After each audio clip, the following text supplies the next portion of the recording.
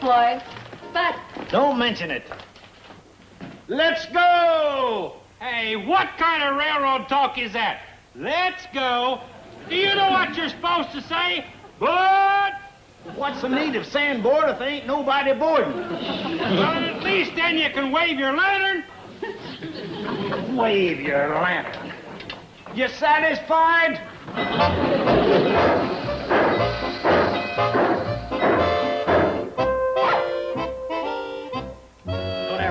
Dog carry my lodge bulletin up here again. What's the matter, Uncle Joe? How do I know when they're holding the annual picnic? Look, punched the date out with his teeth. I'm sorry. Forget about that. We've got a real problem. Homer Bedloe is coming. Oh, not again. He's even got the nerve to ask for our best room over the veranda. If you ask me, I think he'd be more at home under a rock. Yeah, you got something there, Kate. But would it be fair to the other worms? What do you suppose he's up to, Mom? Your guess is as good as mine. You call this research? There's nothing here that I can use. Now, please try to understand my position, Miss Ormsby. For 4 years, I've been trying to get rid of the cannonball. For 4 years, I've been spending my vacations out there trying to derail that eyesore. And for 4 years, I've been coming back worn out, nerves frazzled, and still that ridiculous wood-burning monstrosity continues merrily on its way. Toot! Toot! Toot! Mr. Bedloe, so why do you keep fighting the cannonball? Why? Why did Columbus sail the ocean blue? Why did Sir Hillary climb the Matterhorn? I'll tell you why. Because it's there. Gay! Uncle Joe, what is it? I don't know. I took my blue serge suit out of the cedar chest. I put her on. The next thing I knew, I couldn't straighten up. Something must have hit me. Well, those mothballs are mighty overpowering. This is serious, Kate. Somebody better go fetch Doc Stewart. Betty Jo, go flag down the cannonball. Oh.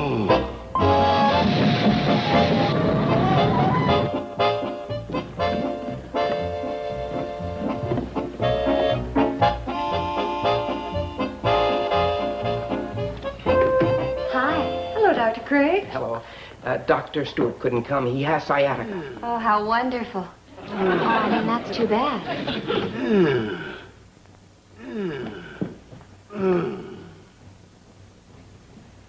Kate, if old Doc Stewart couldn't come, why didn't you get old Doc Sutherland? Doc Sutherland is a dentist. Then why didn't you get old Doc Nesbitt? Because he passed away 6 years ago. Excuses. Why don't you just let me examine you? Because what I got's old aches and old pains and calls for an old doctor. When I get one of them newfangled modern diseases, then I'll call on you. We don't even know anything about his prices.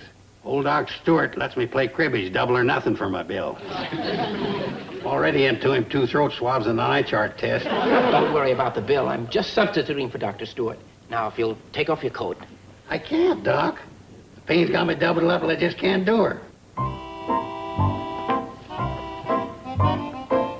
What can you learn poking around? Look down my throat like a doctor does. Think I've diagnosed the trouble. Doc, what are you going to do? This'll just take a second. There. Now straighten up. Hey. What was it, Doctor? His vest was buttoned to his pants.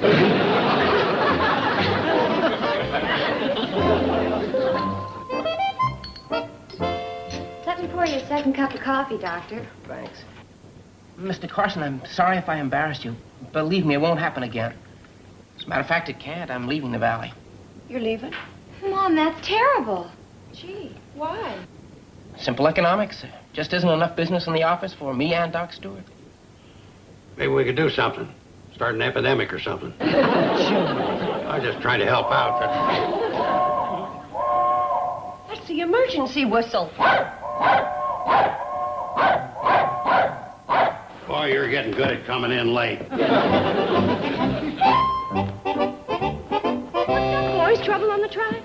Big emergency. Fred Zippel's pig Arnold has the sniffles. Oh, my God. Fred must be beside himself. Doc, better get aboard. He needs you pretty bad. What?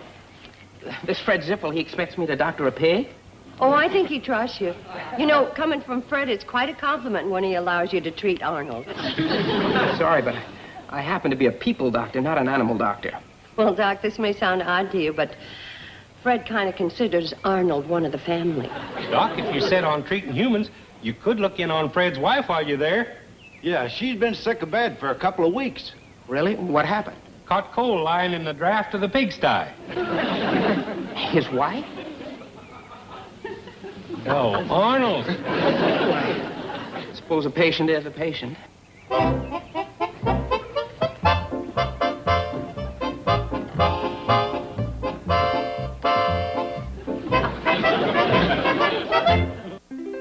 Petticoat Junction will return after these messages. And now, back to Petticoat Junction. Mom, I was just thinking, isn't it horrible? What? About Don. Oh, I mean, Dr. Craig. What about him? That he's leaving the valley. Isn't it about the most tragic thing that's ever happened? Well, I wouldn't exactly rate it with the locust plague or the flood of 54, but yeah, it's too bad, I guess. Just think, I mean, how many really eligible bachelors are there in the valley? Why do you think you cared, as long as Steve Elliott was one of them? Well, it never hurts to have a spare. Hi. Hi. Well, how'd it go? Well, I must have done all right. I got prompt pay. Is that what Fred gave you for curing his pig? Yep. And this cucumber for curing his wife. Well, it appears he was mighty grateful. Oh, and while I was there, I got another patient. Oh? A fellow named Crawford. He saw the train had stopped and came over to investigate. He said he was sorry that he hadn't been able to get in. Free? No, he owes me a dozen eggs. 11 if he pays his bill by the 1st. Oh, well, then you'll be staying here at least that long. No, not like... Wait a minute. Why not? Why not stay on permanently? What do you mean? How? Well, Fred Zippel, Henry Crawford. Well, there must be lots of people in the valley who can't get to town for doctoring because they don't have time. But if the doctor went to them... I get it. You mean make house calls from the Cannonball. Oh, Mom, you're terrific.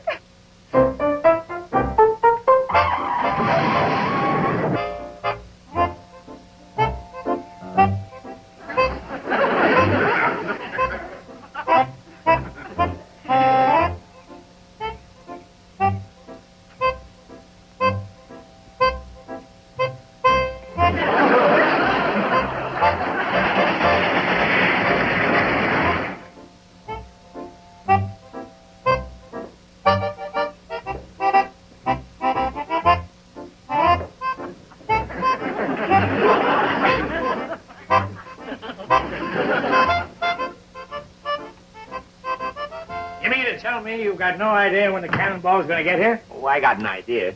Well, when? He'll probably come today. I'd appreciate it if you wouldn't pound the counter like that. Apt to break up the cookies in the cookie jar. Well, I'm sorry. That's all right. It's just that I'd have to sell them for seconds. What do you mean the Cannonball probably come here today? Doesn't it come every day? Well, not lately. Not since Doc Craig's been doctoring people along the right-of-way. What's that got to do with it? Well, naturally, he has to work from the train. He can wait until he swabs a throat or delivers a calf. What sort of a railroad is this, anyway? Well, you ought to know. Your company owns it. But if you're really interested, I think it's a standard gauge with a 4.60 type wood-burning locomotive and a combination of coach. That's not what I mean.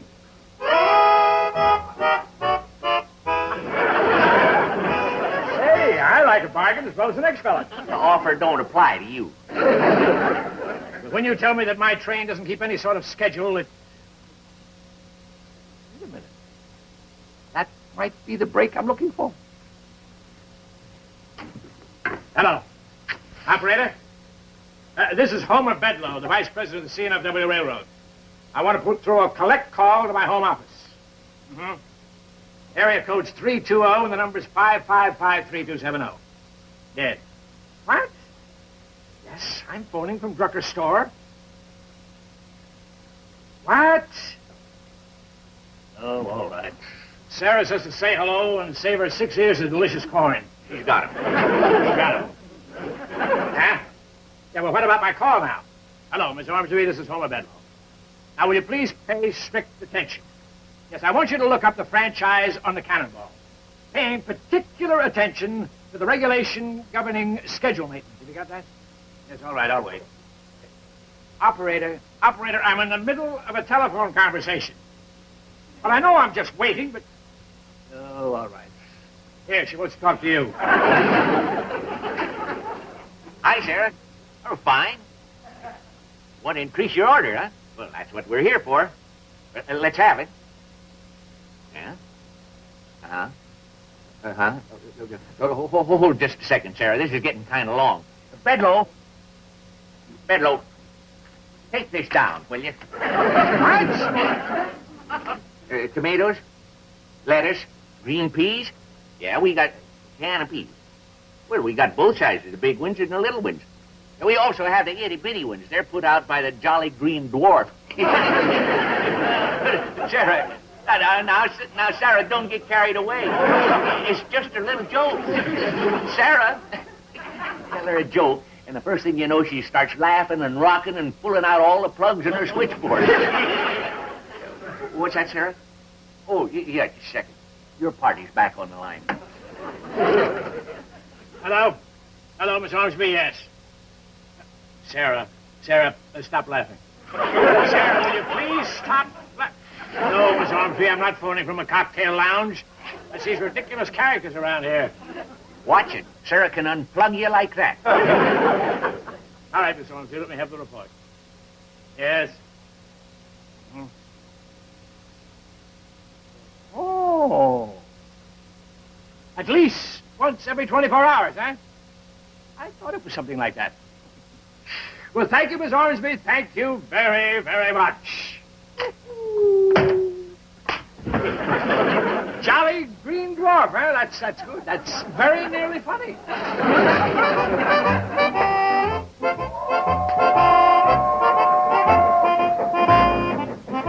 comes a good old cannonball.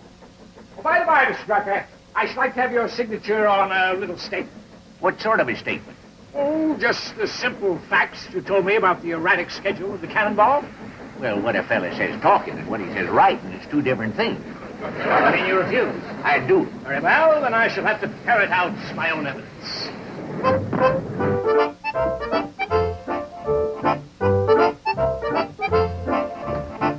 Hi, Sam. Got a long list for you today. Kate, Bedlow's here. Uh-oh, I'd forgotten all about it. He made a phone call to his home office about the Cannonball, and he hung up happy as all get out. He's up to something. Oh, a very good day to you, Mrs. Bradley, and to you too, sir.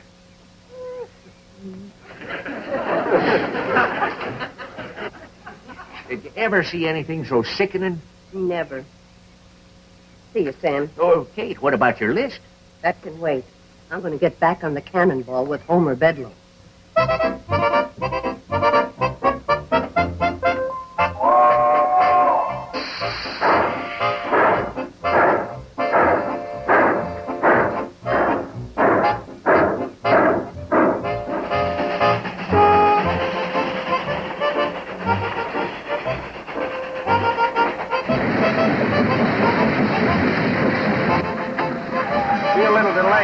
Bedlow. Flag's up for Doc to make a house call at the Miller place. Well, that's perfectly all right, my good man. Take all the time you need.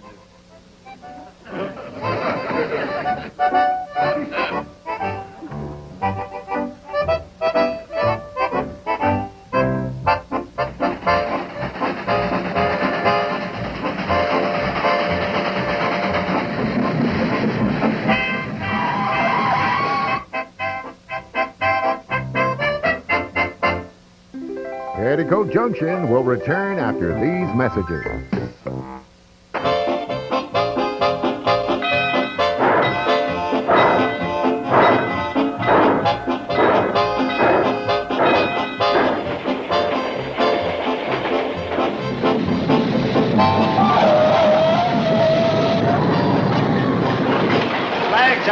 Skinner place. Wouldn't be surprised if Martha's about to have that young'un. Uh-oh. Say, maybe you better... We're way ahead of you, Doc. We already got water boiling in the... Take all the time you need. Tell her to have twins.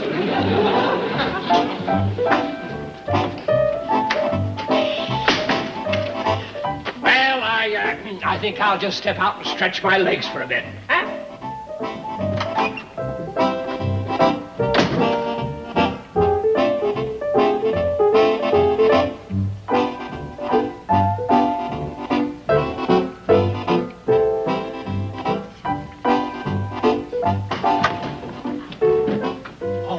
Isn't that Mr. Bedlow's little black book? Yep. Well, are you going to look through his personal belongings? Yep. Good thinking. What does it say? Departed Hooterville 2 p.m. Stopped at farm to pick up doctor 2:45 p.m. Left farm 3:15 p.m. Arrived Shady Rest 5 p.m. Train stayed over at Shady Rest. Train departed Shady Rest 8 a.m. Train stopped Skinner's farm 9:30 a.m.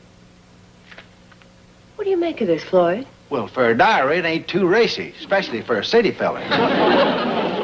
It isn't exactly a diary. For some reason, he's keeping track of when the cannonball starts and how far it goes. I wonder why...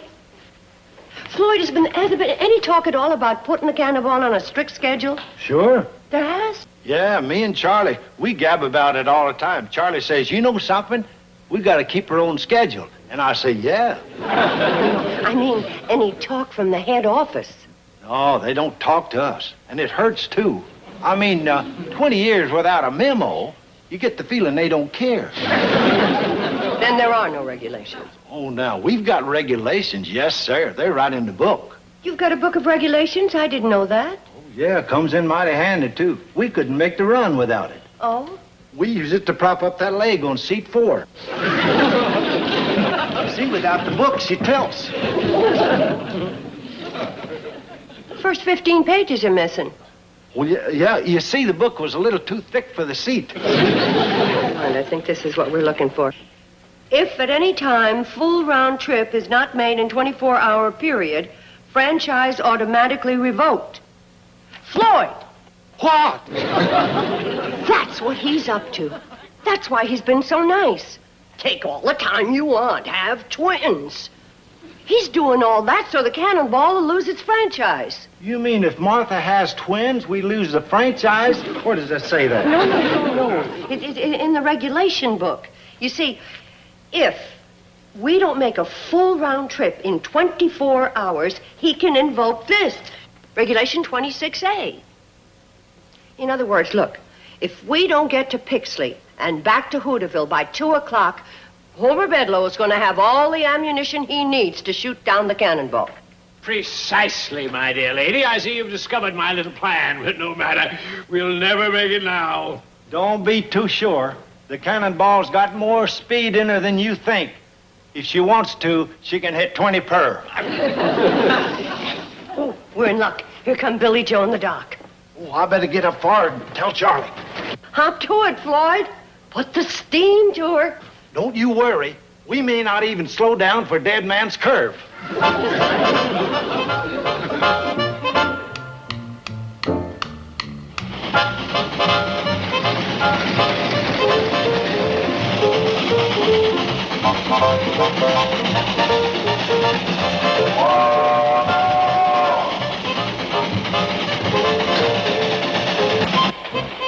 I think we're going to make it. You're not playing fair. We only stopped 2 minutes in Pixley to turn around, and that's an important terminal. It's also important to keep the cannonball in operation.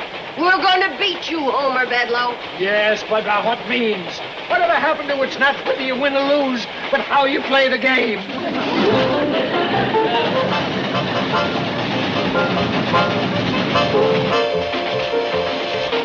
The flag's up at the Andersons, and we're not stopping. If we do, we'll never make it. They have all those children.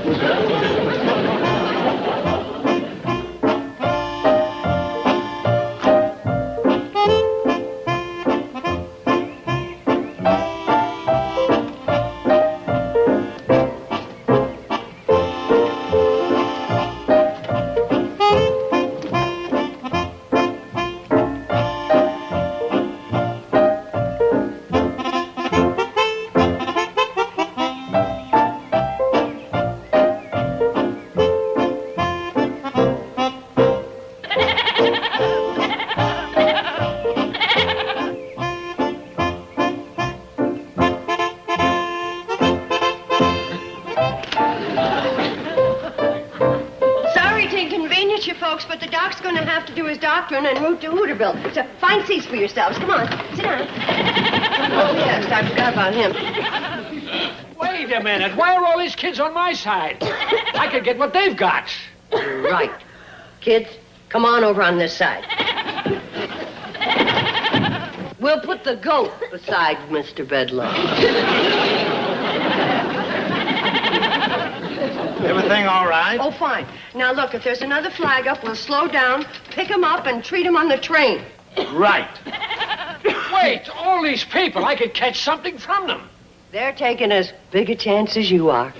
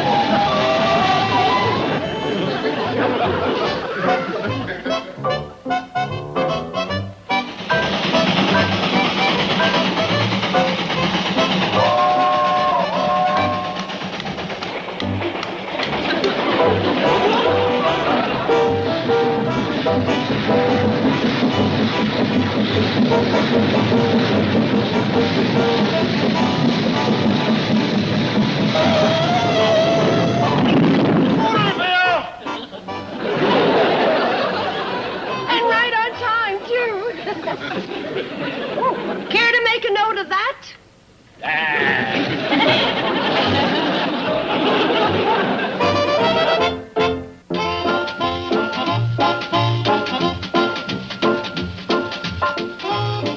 Next up here in TV Land, your chance to catch up on the happenings around Hill Street Station. It's 5 straight episodes of Hill Street Blues ahead. And as always, shown in their original broadcast order. Stay tuned.